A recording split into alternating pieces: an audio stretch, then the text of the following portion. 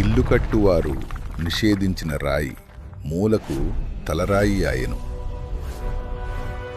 అందరికీ నమస్కారం. ఈనాటి మన ఈ లోతైన అధ్యయనానికి స్వాగతం. ఈరోజు మనం చర్చించబోయే అంశం బహుశా మనలో చాలామందికి ఒక సరికొత్త దృక్కోణాన్నిస్తుంది.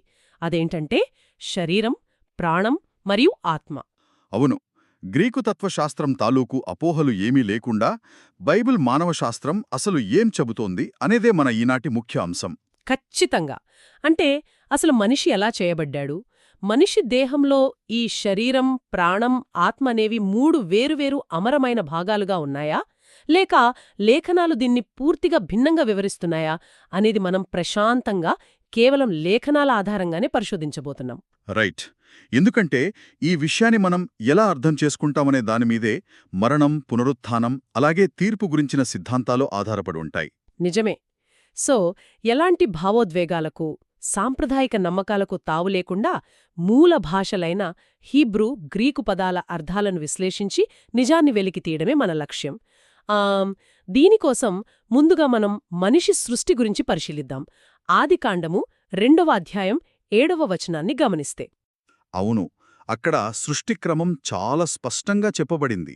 దేవుడైన యెహోవా నేలమట్టికు నరుని నిర్మించి వాని నాసికారంధ్రములలో జీవవాయువును ఊదగా నరుడు జీవాత్మ ఆయను అని ఉంది కదా.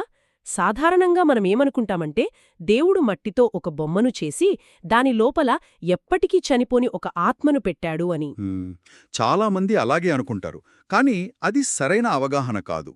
ఇక్కడే మనం హీబ్రూ పదాలను చాలా జాగ్రత్తగా గమనించాలి. దేవుడు మట్టితో మనిషిని నిర్మించాడు. అది కేవలం భౌతిక శరీరం మాత్రమే. ఆ తరువాత దేవుడు నాసికారంధ్రాలలో జీవవాయువును ఊదాడు. అంటే అక్కడ వాడిన పదం వేరా? అవును, అక్కడ హీబ్రూలో వాడిన పదం నెషమ. నెషమ అంటే కేవలం శ్వాస లేదా గాలి అని అర్థం, అంతేకాని ఒక అమరమైన ఆత్మ అని కాదు. ఓహో, అంటే మట్టికి శ్వాస తోడైంది. ఎగ్జాక్ట్లీ. ఈ మట్టి, దేవుని శ్వాస కలిసినప్పుడు మనిషి ఒక జీవాత్మగా అయ్యాడు. హీబ్రూలో దీన్ని నెఫెష్ హయ్యా అంటారు, అంటే సజీవమైన ప్రాణి అని అర్థం. ఒక్క నిమిషం, ఇక్కడ నేను అర్థం చేసుకున్నది సరైందో కాదో చెప్పండి. అంటే మనిషికి ఒక ఆత్మ ఇవ్వబడలేదు, మనిషి ఒక జీవాత్మగా మారాడు, అంతేనా? అక్షరాల అంతే. దీన్నొక చిన్న ఫార్ములాలాగా చెప్పొచ్చు. మట్టి అంటే భౌతిక శరీరం ప్లస్ దేవుని శ్వాస, ఈ రెండూ కలిస్తే వచ్చే రిజల్ట్ జీవాత్మ లేదా సజీవ ప్రాణి.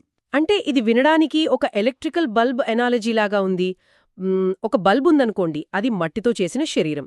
దానికి మనం కరెంట్ అంటే దేవుని శ్వాస సప్లై చేసినప్పుడు వెలుగొస్తుంది. ఆ వెలుగే జీవాత్మ. చాలా అద్భుతమైన ఉదాహరణ. కరెంట్ ఆపేస్తే ఆ వెలుగేమవుతుంది? వెలుగు ఆగిపోతుంది, అంతేకాని అదెక్కడికో గాలిలోకి ఎగిరిపోదు కదా. ఖచ్చితంగా. శరీరం మరియు దేవుని శ్వాస కలిస్తేనే మనిషికి ఉనికి ఉంటుంది. అయితే ఇక్కడ ఇంకొక ఆసక్తికరమైన విషయం ఉంది. ఆదికాండము 1వ అధ్యాయం 20 నుండి 24 వచనాలను మీరు గమనిస్తే బైబిల్ జంతువులను, పక్షులను కూడా నెఫెష్ అనే పిలిచింది. నెఫెష్ అంటే జీవాత్మలు లేదా ప్రాణులు అనే కదా అర్థము? అవును, అంటే జీవశాస్త్రపరంగా లేదా ప్రాణవాయువులను పీల్చుకునే కోణంలో చూస్తే మనిషికి, జంతువులకు భేదం లేదని లేఖనాలు స్పష్టం చేస్తున్నాయి. వావ్! ఈ విషయం తెలిస్తే చాలామంది ఆశ్చర్యపోతారు. అంటే దేవుని దృష్టిలో జంతువులకి, మనుషులకి ఒకే రకమైన ప్రాణముందన్నమాట. సరే, అయితే అసలు మనం రోజూ వాడే ఈ శరీరం, ప్రాణం, ఆత్మ అనే పదాలకు లేఖనాలలో అసలు నిర్వచనాలేమున్నాయో విడమర్చి చూద్దాం. అప్పుడే కన్ఫ్యూజన్ అంతా క్లియర్ అవుతుంది. ముందుగా శరీరం గురించి చెప్పండి. రైట్. శరీరాన్ని హీబ్రూలో బసార్ అని, గ్రీకులో సోమా అని అంటారు. ఇది అర్థం చేసుకోవడం పెద్ద కష్టం కాదు. మనకు కనిపించే ఈ భౌతిక నిర్మాణం అంటే మట్టితో చేయబడిన ఈ దేహమే బసార్. ఇది క్లియర్గానే ఉంది. మరి ప్రాణం లేదా జీవాత్మ సంగతేంటి? మనం సాధారణంగా ప్రాణం ఎప్పటికీ చావదు అనుకుంటాం కదా. దీనికి హీబ్రూలో నఫెష్ అని, గ్రీకులో ప్సుకే అని వాడారు. ఇక్కడ గమనించాల్సిన విషయమేంటంటే ఈ పదాలకు ఎక్కడా కూడా ఎప్పటికీ చనిపోని అమరమైన అస్తిత్వం అని అర్థం లేదు. నెఫెష్ అంటే కేవలం ప్రాణం, జీవించే ప్రాణి లేదా ఒక వ్యక్తి. అంటే ఆ ప్రాణం చనిపోతుందా? ఖచ్చితంగా. ఇది అమరమైనది కాదని నిరూపించడానికి యెహెజ్కేల్ 18వ అధ్యాయం 4వ వచనం ఒక స్పష్టమైన ఆధారం. అక్కడేముందంటే పాపం చేసే ప్రాణమే చనిపోతుంది అని. పాపం చేసే ప్రాణమే చనిపోతుంది అంటే ప్రాణం లేదా సోల్ కూడా చనిపోతుంది అని స్వయంగా లేఖనాలే చెబుతున్నాయి. మరిక మూడవ పదం ఆత్మసంగతేంటి? దీనిమీదే కదా చాలా చర్చ జరుగుతోంది. అవును, ఆత్మ అనగానే మనకు వెంటనే మన లోపల ఉండే ఒక అదృశ్యమైన మినీ మనిషి గుర్తుకొస్తాడు. కాని హీబ్రూలో దీన్ని రూవాక్ అని, గ్రీకులో న్యూమా అని అంటారు. రూవాక్ మరియు న్యూమా. అవును, దీని అసలు అర్థం శ్వాస, గాలి లేదా జీవశక్తి. ప్రసంగి 3వ అధ్యాయం 19వ వచనం చదివితే ఈ విషయం క్లియర్ అవుతుంది. మనుషులకు, జంతువులకు ఒకే ఆత్మ లేదా శ్వాస ఉంటుంది అని అక్కడ స్పష్టంగా రాసి ఉంది. ఒకే శ్వాస అంటే ఈ హీబ్రూ గ్రీకు పదాలలో ఏ ఒక్కదానికి సహజంగా అమరమైన స్పృహ ఉన్న అస్తిత్వం అని అర్థం లేదన్నమాట. ఏమాత్రం లేదు. కాని ఒక్క నిమిషమండి, మీరు చెబుతున్నది వింటుంటే నాకొక ముఖ్యమైన వచనం గుర్తొస్తోంది. పౌలు 1వ దెస్సలోనికయులకు 5వ అధ్యాయం 23వ వచనంలో మీ ఆత్మ, ప్రాణం, శరీరం సంరక్షించబడాలి అని ప్రార్థిస్తాడు కదా. ఇక్కడ మనిషిలోని 3 భాగాలు వేరువేరుగా కనిపిస్తున్నాయి కదా. మరి దీన్ని ఎలా అర్థం చేసుకోవాలి? ఇది చాలామంది తప్పుగా అర్థం చేసుకునే ఒక వచనం. పౌలు ఇక్కడ మనిషిలో 3 వేరువేరు అమరభాగాలు ఉన్నాయని వేదాంతపరమైన క్లాస్ ఏమీ తీసుకోవడం లేదు. మరి దాని ఉద్దేశం? పౌలు మనిషి తన పూర్ణత్వాన్ని అంటే తన సర్వస్వాన్ని దేవునికి అంకితం చేయాలని వాడిన ఒక కవితాత్మక అలంకారమది. దీన్ని అర్థం చేసుకోవాలంటే మనం మార్కు 12వ అధ్యాయం 30వ వచనాన్ని చూడాలి. ఆ నీ పూర్ణ హృదయముతోనూ, పూర్ణ ప్రాణముతోనూ, పూర్ణ మనస్సుతోనూ, పూర్ణ బలముతోనూ దేవుని ప్రేమించాలి అనే వచనం కదా. అవును, అక్కడ హృదయం, ప్రాణం, మనస్సు, బలం అని వాడినంత మాత్రాన మనిషిలో 4 వేర్వేరు అమరభాగాలున్నాయని మనం అనుకోం కదా. అదొక ఎక్స్ప్రెషన్ మాత్రమే. రైట్. అంటే ఒక వ్యక్తి పూర్తిగా అంకితం కావాలి అని చెప్పడానికి వాడిన ఒక అలంకారం. చాలా బాగా చెప్పారు. మరి హెబ్రీలకు 4వ అధ్యాయం 12వ వచనంలో దేవుని వాక్యం ప్రాణాన్ని, ఆత్మను విభజిస్తుంది అని ఉంది. దీని గురించి ఏమంటారు? అదొక అద్భుతమైన రూపకం. దేవుని వాక్యం ఎంత పదునైనదో చెప్పడానికి వాడిన అలంకారిక శైలి అది. ఎందుకంటే అదే వచనంలో ఆ వాక్యం కీళ్లను, మూల్గను కూడా విభజిస్తుంది అనుంటుంది. అంటే నిజంగా దేవుని వాక్యం ఒక సర్జికల్ బ్లేడ్ లాగా మన ఎముకల కీళ్లను కత్తిరిస్తుంది అని కాదు కదా. ఖచ్చితంగా కాదు. అది కేవలం ఆధ్యాత్మిక వివేచనను, మన లోపలి ఉద్దేశాలను ఎంత సూటిగా ఛేదిస్తుందో సూచించే మాట మాత్రమే. సరే, ఇవన్నీ మూపకాలు అనుకుందాం. కాని మత్తయి 10వ అధ్యాయం 28వ వచనం సంగతేంటి? గెహెన్నాలో అంటే నరకంలో ప్రాణాన్ని, శరీరాన్ని నాశనం చేయగల దేవునికి భయపడండి అని యేసు చాలా స్పష్టంగా చెప్పాడు కదా. ఇక్కడ ప్రాణాన్ని నాశనం చేయడమంటే? ఈ వచనం నేరుగా ప్రాణం అనేది అమరమైనది కాదని ధృవీకరిస్తోంది. గమనించండి, ప్రాణం నాశనం చేయబడేదే అయితే దానికి సహజ అమరత్వం లేనట్లే కదా. అవును. ఒకవేళ ఆత్మ లేదా ప్రాణం ఎప్పటికీ చనిపోనిదైతే దాన్ని నాశనం చేయడమనే ప్రశ్నే రాదు. ఎగ్జాక్ట్లీ. ప్రాణమంటే ఇక్కడ ఒక వ్యక్తి ఉనికి. ఆ ఉనికిని దేవుడు పూర్తిగా నాశనం చేయగలడు అని యేసు ఇక్కడ నొక్కి చెబుతున్నాడు. చాలా స్పష్టంగా ఉంది. మరి ప్రసంగి 12వ అధ్యాయం 7వ వచనంలో మనిషి చనిపోయినప్పుడు ఆత్మ దేవుని వద్దకు చేరుతుంది అని ఉంది కదా. దీన్ని బట్టి మనిషి ఆకారం ఒకటి దేవుని దగ్గరికి వెళ్తుందని చాలామంది నమ్ముతారు. దీనికి మీ వివరణ ఏమిటి?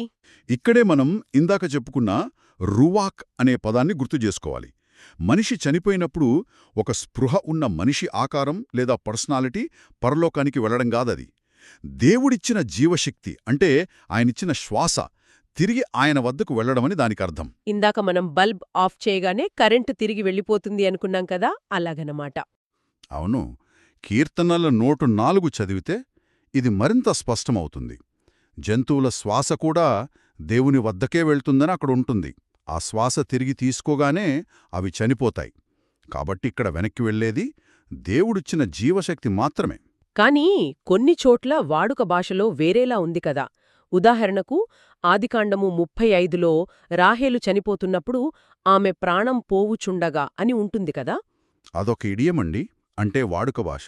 మనం కూడా ఎవరైనా చనిపోతే ఆయన ఊపిరి వదిలేశాడు అంటాం. దానర్థం ఆయన ఊపిరి గాల్లో కలిసిపోయి వేరే ఎక్కడికో ప్రయాణం చేస్తోందని కాదు, ఉనికి ముగిసింది అని చెప్పే మాట. లూకా 16లో ధనవంతుడు, లాజరు వృత్తాంతం కూడా అలాంటిదేనా? అవును, అదొక ఉపమానం, ఒక పారబుల్. అలాగే ప్రకటన గ్రంథం 6వ అధ్యాయంలో బలిపీఠం కింద ఉన్న ఆత్మలు, రక్తం చిందించిన వారి ప్రతీకాత్మక దృశ్యాలు, వాటన్నిటినీ మనం కవితాత్మక వర్ణనలుగానే అర్థం చేసుకోవాలి. సరే, ఇవన్నీ పక్కన పెడితే అసలు లేఖనాల ప్రకారం మరణమంటే ఏమిటి? ఒక వ్యక్తి చనిపోతే ఏమవుతుంది? బైబిల్ మరణాన్ని ఒక గాఢ నిద్రతో పోలుస్తుంది. ప్రసంగి 9వ అధ్యాయం 5వ వచనం చాలా స్పష్టంగా చనిపోయిన వారికి ఏమీ తెలియదు అని చెబుతోంది. అవును, అలాగే కీర్తనలు 146లో కూడా ఆనాడే అతని సంకల్పములు నశించును అని ఉంటుంది. రైట్. యోహాను సువార్త 11వ అధ్యాయంలో యేసు స్వయంగా లాజరు నిద్రించుచున్నాడు అంటాడు. అలాగే అపొస్తలుల కార్యాలు 2వ అధ్యాయంలో పేతురు మాట్లాడుతూ దావీదు పరలోకమునకు ఎక్కిపోలేదు అని స్పష్టంగా చెబుతాడు. అంటే దావీదులాంటి గొప్ప భక్తుడు కూడా ఇంకా నిద్రావస్థలోనే ఉన్నాడు. అవును. మరణమనేది ఎటువంటి స్పృహలేని అపస్మారక స్థితి, పునరుద్ధానం కోసం వేచి ఉండే ఒక నిద్ర. ఇది వినడానికి చాలా లాజికల్గా ఉంది. దేవుడు లేపే వరకు మనిషి నిద్రలోనే ఉంటాడు. కాని నాకిక్కడొక పెద్ద ప్రశ్న వస్తోంది. జంతువులు చనిపోతాయి, మనిషి చనిపోతాడు. రెండిటికీ ఒకే శ్వాస ఉంది. రెండూ మట్టిలో కలిసిపోతాయి. మరి నిజమైన బైబిల్ వ్యత్యాసం ఏమిటి? పెంపుడు జంతువుకి మనిషికి అసలు తేడా ఏంటి? మనిషికి ఉన్న అసలైన తేడా మనిషిలో స్వతహాగా దాగి ఉన్న అమరత్వం కాదు. మరి ఏమిటి? ఆ వ్యత్యాసం ఏమిటంటే, దేవుడు మనిషికి బుద్ధినిచ్చాడు, తన స్వరూపంలో సృష్టించాడు. మనిషికి నైతిక బాధ్యత ఉంది, అంటే మారల్ రెస్పాన్సిబిలిటీ. దేవునితో ఒక నిబంధన సంబంధం మరియు అత్యంత ముఖ్యమైన భవిష్యత్తు పునరుత్థాన వాగ్దానం మనిషికి మాత్రమే ఉన్నాయి. అంటే దేవునికి లెక్క అప్పగించే జవాబుదారీతనం మనిషికి మాత్రమే ఉందన్నమాట. ఖచ్చితంగా. జంతువులకు ఆ బాధ్యత లేదు. అంటే అమరత్వం అనేది మనిషిలో పుట్టుకతో వచ్చే ఫీచర్ కాదు, అది దేవుడిచ్చే బహుమతి. 1వ కొరింథీయులకు 15వ అధ్యాయంలో పౌలు చెప్పేది కూడా ఇదే కదా? అవును. రోమీయులకు 2వ అధ్యాయం 7వ వచనంలో కూడా సత్క్రియలు చేస్తూ అమరత్వాన్ని వెతకాలి అని పౌలు అంటాడు. మన దగ్గర ఇప్పటికే అమరత్వం ఉంటే మనం దాన్ని ఎందుకు వెతుకుతాం? చాలా వాలిడ్ పాయింట్. 2వ తిమోతి 1:10లో కూడా యేసుక్రీస్తు సువార్త ద్వారా జీవాన్ని, అమరత్వాన్ని వెలుగులోకి తెచ్చాడు అని ఉంటుంది కదా? అవును.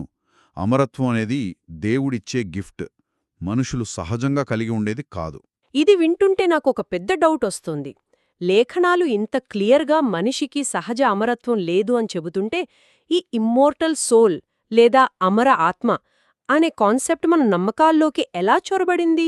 ఇక్కడే చరిత్ర చాలా విషయాలు చెప్తుంది. ఈ అమర ఆత్మ అనే భావన బైబిల్ నుండి రాలేదు, ప్రాచీన గ్రీకు తత్వశాస్త్రం నుండి వచ్చింది. ముఖ్యంగా ప్లేటో లాంటి తత్వవేత్తల సిద్ధాంతాల నుండి ఇది క్రైస్తవ లోకంలోకి చొరబడింది. అంటే గ్రీకు ఫిలాసఫీ నుండొచ్చిందంటారా? అవును.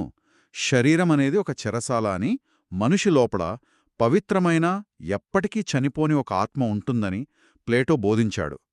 చావు ద్వారా ఆ ఆత్మ ఈ శరీరపు జైలు నుండి బయటపడి స్వేచ్ఛగా ఎగిరిపోతుంది అనేది ఆయన నమ్మకం. హో, అంటే అప్పటి గ్రీకు వాతావరణంలో ఈ ఆలోచనలు చాలా పాపులర్ అన్నమాట. రైట్. మొదటి శతాబ్దాలలో క్రైస్తవ మతం గ్రీకు సామ్రాజ్యంలో విస్తరిస్తున్నప్పుడు గ్రీకులకు ఈ క్రైస్తవ బోధనలను ఆకర్షణీయంగా చెప్పడానికి కొందరు ఈ ప్లేటో ఫిలాసఫీని బైబిల్ సత్యాలకు కలిపేశారు. అలా మెల్లగా పుట్టుకతోనే మనిషికి అమరత్వం ఉంటుందనే అపోహ స్థిరపడిపోయింది. What a history! బైబిల్ వాస్తవాలకు గ్రీకు తత్వశాస్త్రం తాలూకు రంగు అద్దారన్మాట. అయితే ఈ అధ్యయనం వింటున్నవారికి ఒక ప్రశ్న రావచ్చు. ఆత్మ అమరమైనదా కాదా అనే ఈ విషయం తెలుసుకోవడం వల్ల నాకేంటి లాభమని. మన విశ్వాసానికి ఇది ఎందుకు అంత ముఖ్యం? ఇది చాలా ముఖ్యమండి. ఎందుకంటే ఈ వాస్తవాన్ని తెలుసుకోవడం వల్లనే బైబిల్ అందించే పునరుత్థాన నిరీక్షణ, అంటే రిజరెక్షన్ హోప్ విలువ మనకు స్పష్టంగా అర్థమవుతుంది. ఒకసారి లాజికల్గా ఆలోచించండి. మనిషి చనిపోగానే అతడి ఆత్మ స్వర్గానికో నరకానికో వెళ్ళిపోతే అంత్యదినమున సమాధుల నుండి పునరుత్థానమవడం ఎందుకు? నిజమే కదా. జడ్జ్మెంట్ అప్పుడే జరిగిపోతే మళ్ళీ తీర్పు తీర్చడం ఎందుకు? ఖచ్చితంగా. మరణం తర్వాత స్పృహ ఉండదు కాబట్టే, మనిషి నిద్రలో ఉంటాడు కాబట్టే దేవుడు అంత్యదినమున మృతులను సజీవులుగా లేపడం అనేది లేఖనాల్లో అంత ప్రాముఖ్యత సంతరించుకుంది. పౌలు కూడా 1 కొరింథీయులకు 15లో ఏమంటాడంటే, మృతుల పునరుత్థానమే లేకపోతే మన విశ్వాసం వ్యర్థం అని అంటాడు. అంటే మనిషి తన మనుగడ కోసం పూర్తిగా దేవుని మీద, ఆయన శక్తి మీద ఆధారపడాలని ఇది మనకు బోధిస్తుంది. అవును. ఎంత అద్భుతమైన సత్యం! సో మన ఈనాటి విశ్లేషణ సారాంశాన్ని ఒకసారి చూస్తే, మనిషి తన శరీరం లోపల నివసించే ఏదో ఒక అమరమైన ఆత్మ కాదు. మనిషి ఒక జీవి, దేవుని శ్వాస ద్వారా ప్రాణం పోసుకున్న సజీవ ప్రాణి. అవును. అలాగే లేఖనాలలో వాడిన ప్రాణం, ఆత్మ అనే పదాలు ఎక్కడా సహజ అమరత్వాన్ని బోధించటం లేదు. మరణమనేది పునరుద్ధానం వరకు ఉండే ఒక నిద్రావస్థ. లేఖనాలు అందించే ఏకైక నిరీక్షణ పునరుద్ధానమే తప్ప శరీరాన్ని వదిలి స్వేచ్ఛగా ఎగిరిపోయే అమర ఆత్మ కాదు. సరిగ్గా చెప్పారు. అయితే ఈ లోతైన అధ్యయన ముగింపులో ఈ విషయాన్ని ఆలోచించే ప్రతి ఒక్కరికీ మీరు ఎలాంటి ప్రశ్నను లేదా ఆలోచనను వదిలి వెళ్లాలనుకుంటున్నారు? ఒక చిన్న కానీ చాలా లోతైన ఆలోచనండి. అమరత్వమనేది ప్రస్తుతం మన దగ్గరున్న సొత్తు కాకపోతే, అది కేవలం భవిష్యత్తులో దేవుడిచ్చే బహుమతి మాత్రమే అయితే, మనం పునరుత్థానం అనే వాస్తవిక వెలుగులో జీవిస్తున్నామా, లేక గ్రీకు తత్వశాస్త్రం నుండి వారసత్వంగా వచ్చిన అపోహలలో జీవిస్తున్నామా అనేది ప్రతి ఒక్కరూ ప్రశాంతంగా కూర్చుని తమను తాము ప్రశ్నించుకోవాలి. ఖచ్చితంగా! ఇది నిజంగా మనందరినీ స్తబ్దులని చేసే ప్రశ్న.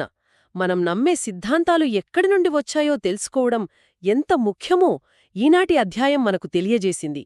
బైబిల్ వచనాలను గ్రీకు అపోహలు లేకుండా వాటి మూల భాషలో అర్థం చేసుకోవడం ద్వారా మాత్రమే మనం వాస్తవాలను వెలికితీయగలం. ఈ అద్భుతమైన విశ్లేషణను మరింత లోతుగా మీ సొంతంగా అధ్యయనం చేయడానికి ఈనాటి మన చర్చ ఒక బలమైన పునాదిగా మారుతుందని ఆశిస్తున్నాం. మళ్ళీ మరో అద్భుతమైన అంశంతో తదుపరి విశ్లేషణలో కలుద్దాం. నమస్కారం.